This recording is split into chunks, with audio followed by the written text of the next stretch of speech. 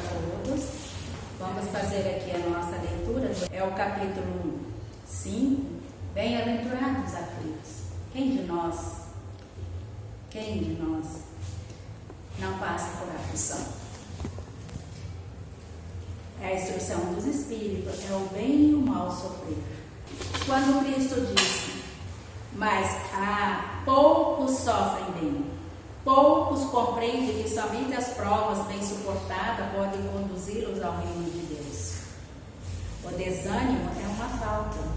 Deus vos recusa consolações quando vos falta coragem. A prece é um sustentáculo para a alma, mas não é suficiente. É preciso que se apoie numa fé viva na bondade de Deus. Ele já vos disse muitas vezes que não coloca fardos pesados em ombros fracos. O fardo é proporcional às forças. Como a recompensa guardará proporções com a resignação da coragem. A recompensa será tanto maior quanto mais penosa é a aflição. Mas essa recompensa deve ser merecida, e é por isso que a vida está cheia de tribulações. O militar que não é mandado para as linhas de fogo fica descontente, porque o repouso no campo não lhe faculta nenhuma promoção. Sede, pois, como militar, e não desejeis um repouso em que o vosso corpo se entrevaria e vossa alma se entorpeceria. Alegrai-vos quando Deus vos enviar a luta.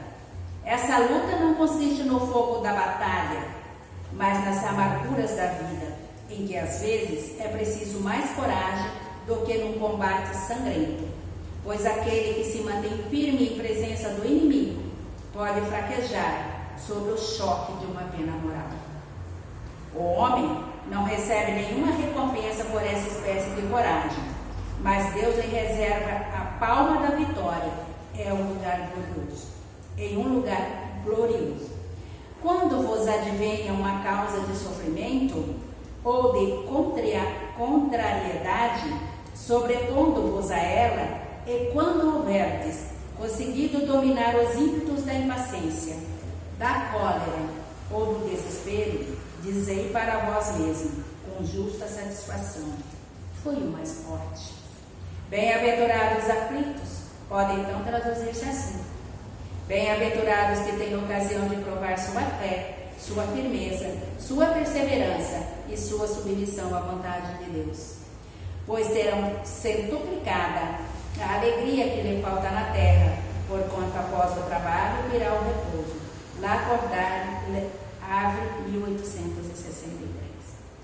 Então, o próprio capítulo ele já fala bem-aventurados aflitos, e o texto também diz que ninguém está aqui em cima desse planeta Terra sem dor e sofrimento, que faz parte da nossa evolução.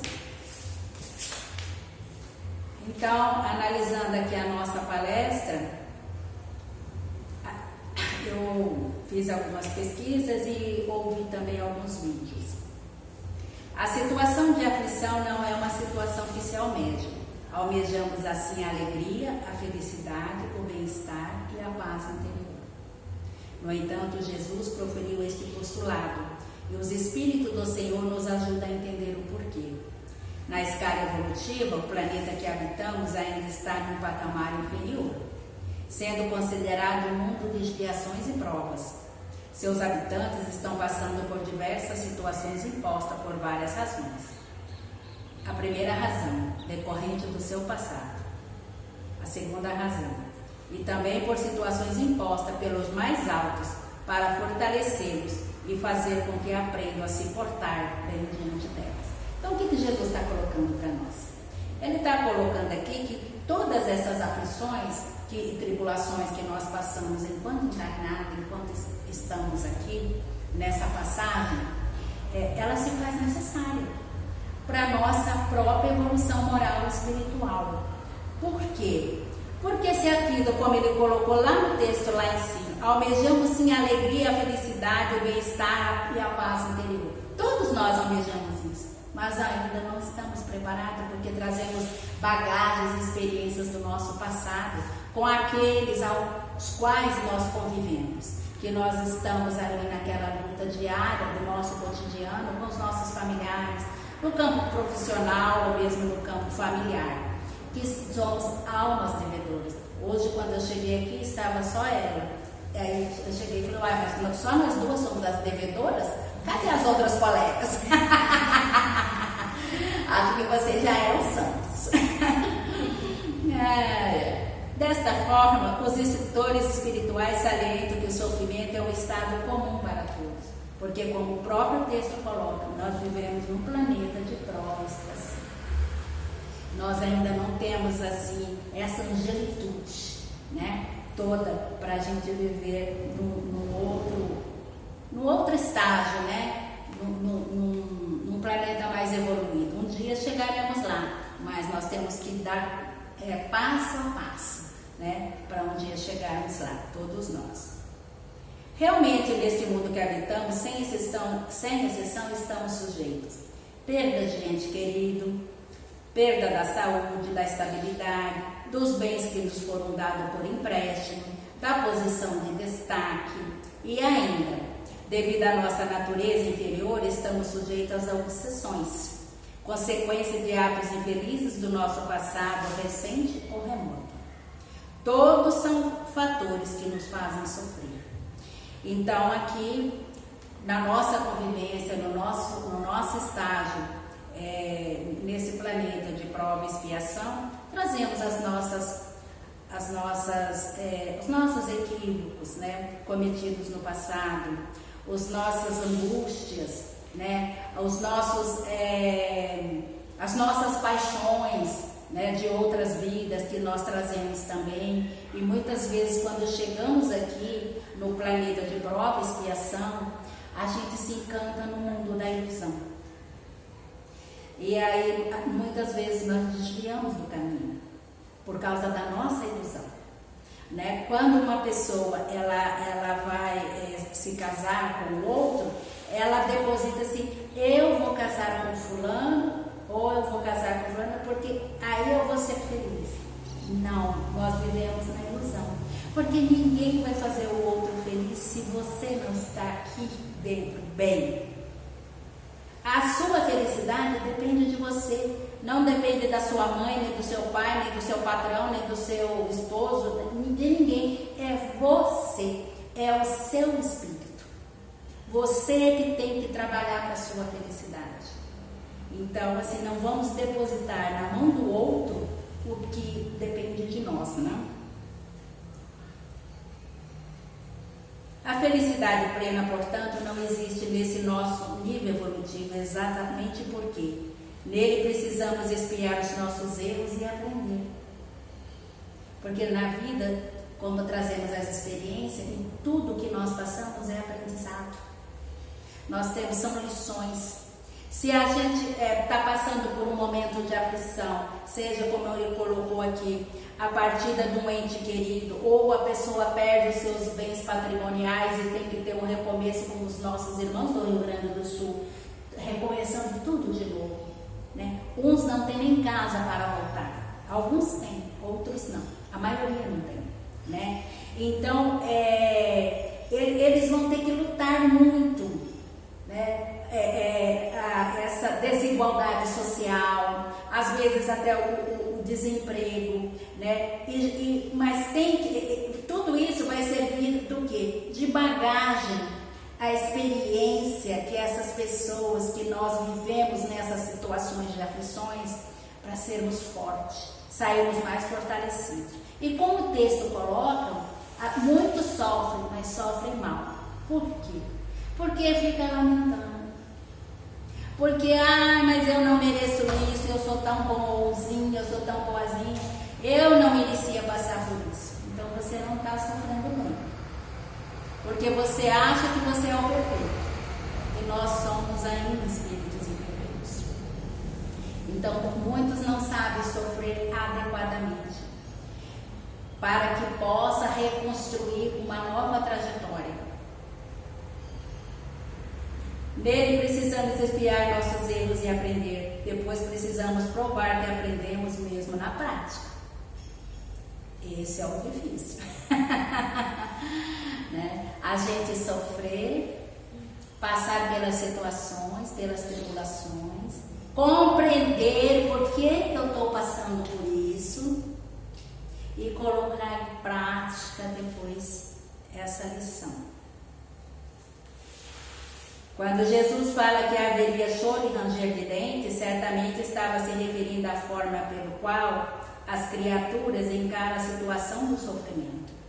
Porque cada pessoa é um espírito individual, ele traz toda a sua bagagem. Então ele vai sofrer de acordo com aquilo que ele acredita, passando por aquela dor, por aquele sofrimento. Então, assim, alguns estão preparados e muitos não estão preparados. Então, ele sofre muito e coloca o quê? O questionamento, né, diante de Deus, né? Por que eu estou passando por isso?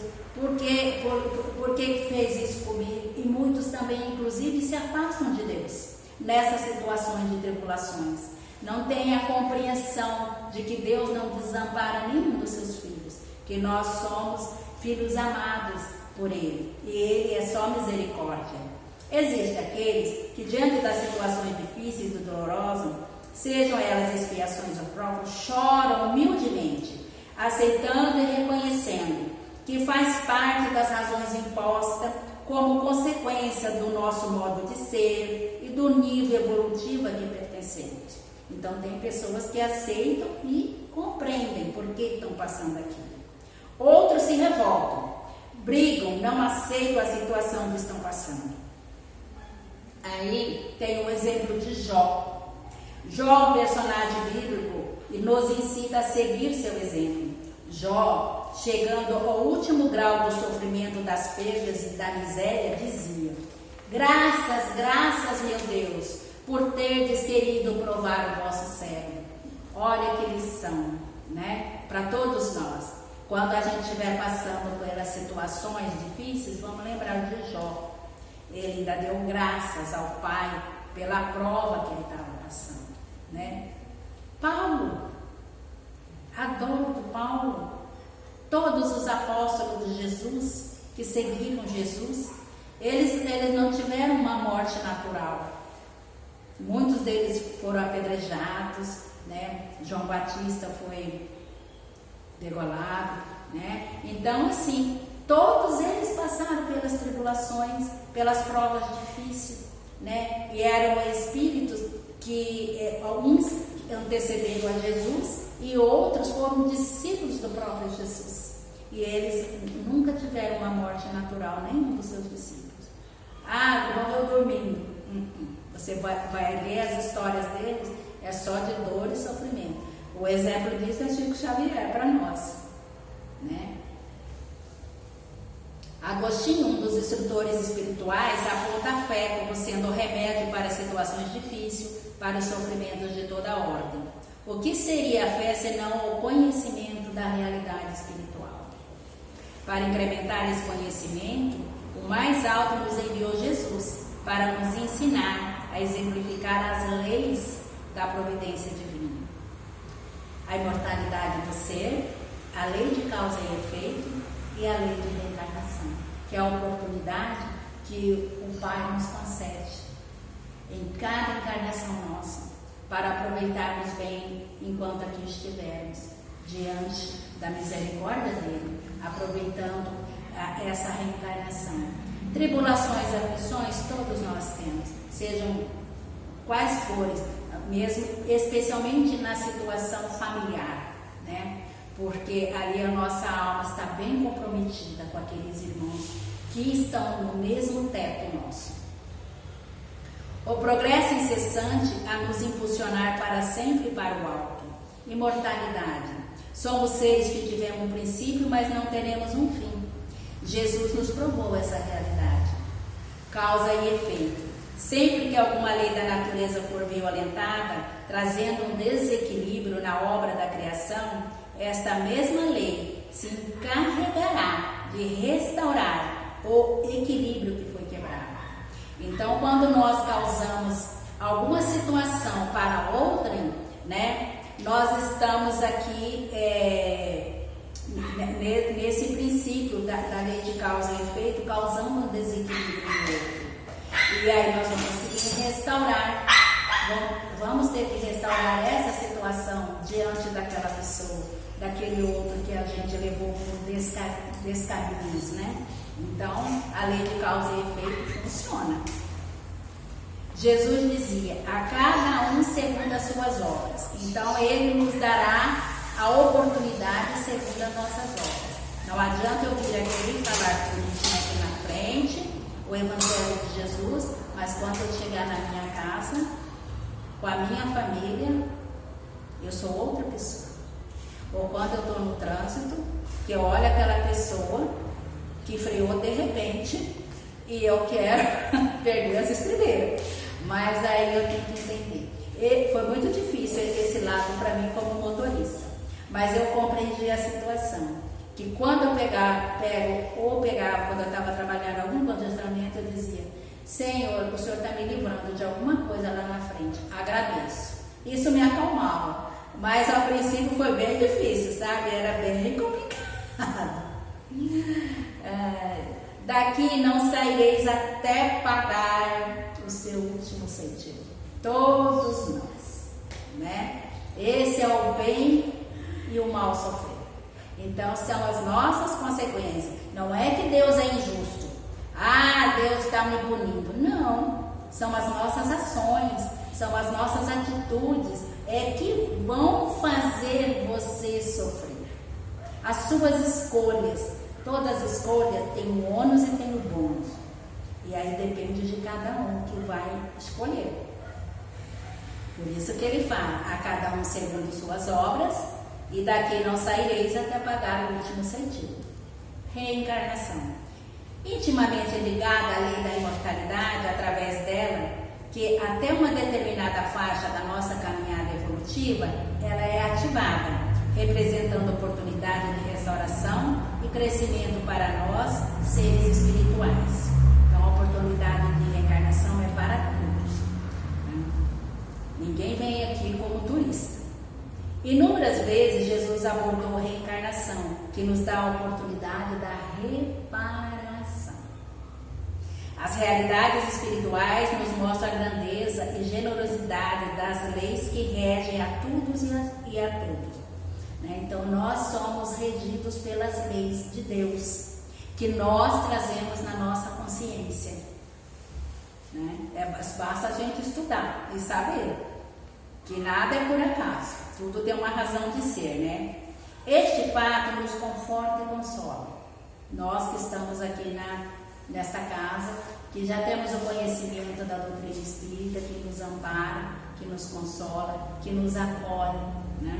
Quando nós temos algum problema, nós temos aqui o atendimento fraterno. Todos nós temos, então, problema. Quando a gente passa, né, a ter o conhecimento de que nós nunca estamos sozinhos e que podemos sempre recorrer, né, nesse atendimento fraterno, no culto do Evangelho no lar, né, as leituras edificantes, né, principalmente o Evangelho, porque o Evangelho é a conduta para todos nós. As outras obras são importantes, mas o Evangelho é que vai dar o conforto para todos nós, porque ali está tudo que nós precisamos e necessitamos. Se devido à nossa ignorância ainda cometemos e reincidimos em erros milenares, sabemos que não estamos órfãos, porque nunca estamos desamparados. Somos filhos de Deus, que quer a nossa salvação e não a nossa perdição. Por suas sábias e generosas leis, Ele nos oferece todas as oportunidades de refazermos, corrigirmos, aprendermos e progredirmos. Essa é a tarefa nossa. Mas para que isso aconteça, depende de cada um de nós. Ninguém vai evoluir no meu lugar. Eu é que tenho que fazer a minha luta diária, no meu cotidiano, o meu progresso, para que eu possa vencer as minhas dificuldades. Diante do sofrimento, aquele que tem fé, isto é, o conhecimento da realidade espiritual, reconhece a lei de Deus e se submete a elas e chora, mas não se revolta. É o que eu acabei de falar no Evangelho. Porque quando você está passando por qualquer tribulação, comigo já aconteceu várias vezes, você pega ali o Evangelho aqui, você abre assim, casualmente, aí você lê aquilo ali e fala, mas isso aqui era para mim. É justamente o que eu estou passando nesse momento.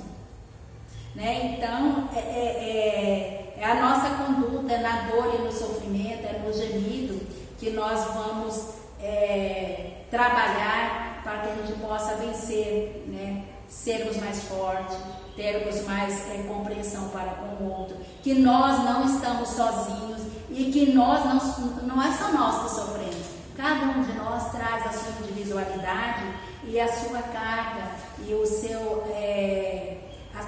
comprometimento na sua evolução, na sua dor, né? Em meio da tormenta de problema, não desanima, tenha esperança e confia. O conhecimento da realidade espiritual lhe confere a coragem para enfrentar as agruras. Dessa forma, ele combate o desânimo tão natural diante de situações que nos fazem sofrer. Ele sabe que depois dos momentos difíceis, sofridos, com resignação e confiança, se abre o futuro brilhante. Esse seria o bem sofrer que o instrutor espiritual aponta.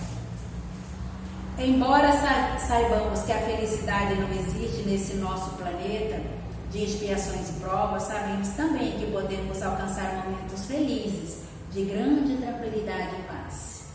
Esse momento acontece quando cultivamos sentimentos elevados. Simão Pedro, grande amigo e apóstolo de Jesus, relembrando o que ouvira pessoalmente na pregação do Mestre, dizia: o amor cobre a multidão dos pecados.